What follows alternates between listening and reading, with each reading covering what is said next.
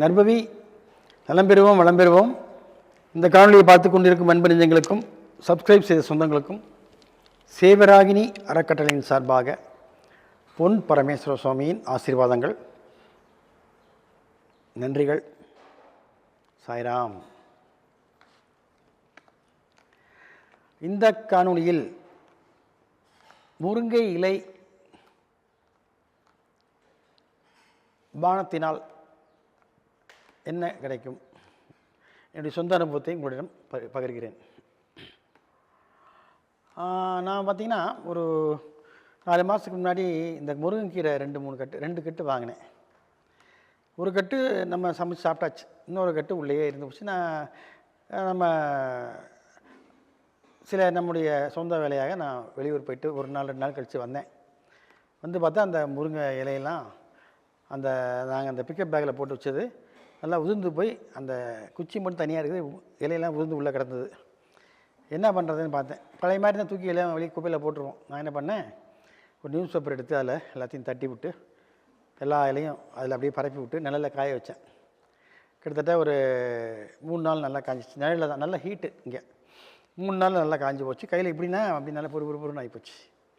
அப்போ நிறைய பேர் கேட்டேன், என்ன பண்ணலாங்க, இதை முருங்கை கீரை பொடி மாதிரி செய்யலாமா, அதை என்னமோ சாப்பாட்டிலலாம் போட்டு சாப்பிடும் பருப்பொடி செஞ்சு சாப்பிட்ற மாதிரி செஞ்சுக்கலான்னு ஒரு ஐடியா பண்ணி ஒவ்வொருத்தரும் ஒரு ஐடியா கொடுத்தாங்க. நமக்கு அதெல்லாம் சரிப்படல, மனசில் அதில் நிற்கலை. அதெல்லாம் யார் பண்ணிகிட்டு இருக்குதுப்பா அப்படியே 3 நாளுங்கிறது ஒரு வாரமே அப்படியே காய வச்சுட்டேன். அப்புறம் இப்படியும் கையில் எடுத்து நோக்குன்னா அப்படியே தூளாச்சு. அப்புறம் என்னமோ என் மனசில் பட்டுச்சு. சரி, நான் நல்ல சுவை விரும்பி டேஸ்ட்டாக தான் சாப்பிட்டு பழக்கம். ஒன்று உப்பு காரத்தோட இல்லை இனிப்போட, ஒன்று நான் சப்பையாக நான் சாப்பிட்டு பழக்கமே இல்லை. எனக்கு பிடிக்காதுன்னு வைங்களேன். இந்த மாதிரி நான் சுவைக்கு அடிமையானவன். இன்னும் அதை கொஞ்சம் மாற்றிக்கணும், அதுக்கு நேரம் வரல. அப்போ அந்த முருங்கை இலையை ஒரு வாரமாகவும் நல்லா தூளாச்சு. அப்புறம் யோசித்தேன், சரி இது என்ன பண்ணலாம், எடுத்து முதல்ல மிக்சியில் போட்டு நல்லா தூள் பண்ணலான்ட்டு கொண்டு போய் தூள் பண்ணிட்டேன். வீட்டில் எங்கேயா நம்ம இதுலேயே தூள் பண்ணால் நல்லா பவுடர் மாதிரி நல்லா அழகாக பச்சை பசையில் இருந்தது. அப்புறம் சலிக்கலாமான்னு யோசித்தேன். சலித்தாலும் ஒன்றும் அதில் பெருசாக ஒன்றும், எல்லாமே தூள் ஆகிடுச்சு. நல்லா நொறுங்கி போயிடுச்சு, குப்பை எதுவுமே இல்லை. அப்புறம் அதை எடுத்து என்ன பண்ணேன், ஒரு பாட்டிலில் போட்டு வச்சிட்டேன். சரி இருக்கட்டும், அப்புறம் எதாவது பண்ணிக்கலான்னு விட்டுட்டேன். அப்புறம் நைட்டு தூங்கிட்டேன். காலையில் எழுந்திரிச்ச உடனே எப்போவுமே நான் 3 o'clock 3:30 எழுந்திரிச்சிருவேன். எழுந்திரிச்சு காலையில் கடன் முடிச்சு மெடிடேஷன் பண்ணுவேன். காலையில் நான் எதுவும் சாப்பிட மாட்டேன், குடிக்க மாட்டேன். தண்ணி மட்டும் ஒரு 1/2 லிட்டர் குடிப்பேன்னு வைங்க, வெறும் பச்சை தண்ணி. அப்போ எனக்கு டக்குன்னு மைண்டில் ஒரு யோசனை வருது. அதான் யோசனை எப்படி வருது, ஏதோ ஒரு விதத்தில் கொடுக்கணும்ல ஆண்டவன் நமக்கு. அதெல்லாம் என்ன பண்ணுறாரு, அந்த முருங்கைப்பொடியை எடுத்து கொஞ்சமாக ஒரு 1/2 ஸ்பூன் எடுத்து ஒரு கப்பில் போட்டு ஒரு பாத்திரத்தில் நம்ம எந்த அளவுக்கு குடிப்போமோ டம்ளர் அளவுக்கு தண்ணி எடுத்து ஊற்றினேன். ஊற்றிட்டு அதில் கொஞ்சம் 2 சிட்டிக்கு உப்பு அள்ளி போட்டேன். அப்புறம் நான் எப்போதுமே ஒயிட் பேப்பர் யூஸ் பண்ணேன், வெண்மிளகு அந்த தூள் இருந்துச்சு, அதையும் சும்மா லேசாக அப்படியே தட்டி விட்டு நல்லா பாயில் பண்ண நல்லா கொதிக்க விட்டேன். நல்லா கொதிக்கும் போது பார்த்திங்கன்னா வாசனை சும்மா கும்முன்னு வருது. முருங்காயெல்லாம் தோற்று போயிடும், அப்படி ஒரு வாசனை.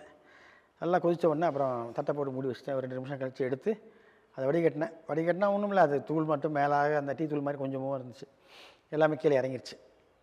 அப்புறம் அதை நல்லா கலக்கி விட்டு கொஞ்சம் சூடு அந்த குடிக்கிற பக்கத்தில் கொஞ்சமாக குடித்தேன். குடிக்கும்போது எனக்கு பிடிக்கவே இல்லை. ஏன்னா அது சப்புன்னு இருக்குது, கொஞ்சம் உப்பு போட்டிருக்கோம், இருந்தாலும் என்ன அந்த ஒரு மாதிரி இருக்கே சுவைக்கு. நல்லா மசாலா இது எல்லாம் சாப்பிட்டு சப்பையாக சாப்பிட்றதுக்கு மனசு வெறுக்குது. பரவாயில்ல, இது ஒரு மருந்து மாதிரி தான் சாப்பிடுவேன் அப்படின்ட்டு நான் பாட்டுக்கு குடிக்க ஆரம்பித்தேன். கடைசியில் நல்லா கலக்கி குடிச்சிட்டேன்னு வைங்களேன். இந்த மாதிரி நான் ஒரு 4 நாள் 5 நாள் கண்டினியூவாக குடித்தேன். என்ன தான் நடக்குது பார்ப்பேன் உள்ளுக்குள்ளே. ஏன்னா நான் எல்லாத்தையும் டெஸ்ட் பண்ணுவேன். சாப்பிடும்போதே சாப்பாடு உள்ளே எங்கே போகுது, என்ன பண்ணுது, எல்லாமே நான் கண்காணிப்பேங்க. அந்த மாதிரி அந்த முருங்கை இலை, காய வைத்த முருங்கை இலை பொடியினால் காலையில் அந்த சூப் மாதிரி போட்டு குடித்தேன். 4 நாளைக்கு அப்புறம் நான் பாட்டுக்கு வெளியே எப்போதுமே மேக்ஸிமம் ஒரு மரக்கட்டில் தான் நான் உட்காந்துருப்பேன், சேரெல்லாம் உட்கார மாட்டேன். கீழே இறங்கி நிற்கும்போது நடக்கும்போது கொஞ்சம் காடு தூக்கும் போது கொஞ்சம் லேசாக ஒரு மாதிரி ஒரு என்ன சொல்கிறது, ஒரு அனீசியாக ஒரு ஃபீலிங் இருக்கும். வலின்னு சொல்கிறதுக்கு இல்லை, முட்டி வலின்னு சொல்ல முடியாதுங்க. எதுக்கெல்லாம் நடக்கிறோம், எதுக்கெல்லாம் காடு எடுத்து வைக்கிறோங்கிற மாதிரி ஒரு ஃபீலிங். அதை கெண்டக்காலும் முட்டியும் வலிக்காது, எதுக்கடா நடக்கிற உட்காரு அப்படின்னு சொல்கிற அளவுக்கு மனசுக்குள்ளே ஒரு ஃபீலிங்னு வைங்களேன். அது இல்லாமல் நான் பாட்டு இறங்கி விறுவிறுன்னு நடக்கிறேன். எனக்கு ஒன்றுமே தெரியல. அப்புறம் அப்புறம் ஒரு 4 நாள் கழித்து என் டாக்டர் வந்தாப்படி வந்துட்டு கட்டில் விட்டு இறங்கி நடக்கிறத பார்த்து, என்னப்பா இவ்வளோ வேகமாக நடக்கிறேன்னா, ஏம்மா நார்மலாக நடந்துட்டு இருக்கிறேன். இல்லைப்பா நீ முந்தி மாதிரி இறங்கி கொஞ்சம் நேரம் மெதுவாக கால் எடுத்து வைப்ப, கால் வலிக்குதுன்னு சொல்லுவேன், இப்போது இவ்வளோ ஸ்பீடாக நடக்கிறீ, என்ன சாப்பிட்டேன் அப்படின்னா. அப்புறம் தான் ஞாபகம் அடடா நம்ம காலில் அந்த முருங்கைத்தாலையில் அந்த டீ குடிச்சிட்ருக்கோம்ல, டீ மாதிரி போட்டு அதோடைய எஃபெக்டாக இருக்குமோன்னு அப்புறம் சொன்னேன் என் டாக்டர்கிட்ட. இருக்கலாம்ப்பா, அது வந்து highly iron content, moreover nerves எல்லாம் நல்லா ஸ்ட்ராங் ஆகும், அதான் நடந்திருக்கு அப்படின்னா. அப்படியே பரவாயில்ல, அப்படியே கண்டினியூ பண்ணி குடிக்க ஆரம்பித்தேன். அதுக்கப்புறம் பார்த்திங்கன்னா நல்லா இம்ப்ரூவ்மெண்ட் எனக்கு தெரியுது. அதாவது என்னென்னா, எழுச்சி நடக்கணுமான எண்ணங்கள் வரும், அந்தளவுக்கு உடம்பு சுகத்தை கேட்கும் கால். இப்போ அது இறங்கி நடக்கிறதே எனக்கு தெரிய மாட்டேங்குது. என்னுடைய பழைய ஒரு 25 வயசில் எப்படி நடந்தாலும் அந்த மாதிரி விறுவிறுன்னு நடக்கிறேன்னு வைங்களேன். ஸோ அந்தளவுக்கு அதில் இருக்கக்கூடிய சில இன்க்ரீடியன்ட்ஸ் அது என்னென்னு சொல்லித்தரல எனக்கு. அது எனக்கு அந்த வேதிப்பொருட்கள்லாம் தெரியல. ஆக மொத்தம் முருங்கை இலையை காய வைத்து பொடி செய்து அதை காலையில் சூப் மாதிரி குடித்தோம்னா உண்மையிலேயே நடக்க முடியாதவர்களும் நடக்கக்கூடிய ஒரு சக்தியை கொடுக்கக்கூடிய ஒரு பானம் என்று தான் நான் கருதுகிறேன். அப்புறம் தான் கேட்டது சொல்கிறாங்க, இல்லைங்க அது வந்து ரொம்ப ரொம்ப நல்லது உடம்புக்கு, not only for your walking, உங்கள் காலுக்கு மட்டும் இல்லை, டோட்டல் உங்கள் பிளட்டையே ப்யூரிஃபை பண்ணக்கூடிய சக்தி உள்ளதுங்க. எல்லாத்துக்கும் மேலே உள்ளுக்குள்ளே அந்த நம்ம ஹார்ட் அட்டாக் வரக்கூடிய அந்த மாதிரி இது எல்லாமே வந்து அந்த கொழுப்பெல்லாம் கூட கரைச்சிரும், கிட்னி ரொம்ப கிளியராக இருக்கும் அப்படிங்கிற நிறைய ப்ளஸ் பாயிண்ட் சொன்னாங்க. சரி இருந்துட்டு போட்டோமேன்ட்டு இன்றைக்கும் நான் அதான் குடிச்சிட்ருக்கிறேன். Really it's great. நான் இத்தனை வருஷமாக தெரியாமல் நான் பண்ணிகிட்ருக்கேன், இப்போ தெரிஞ்சு பண்ணுறேன்.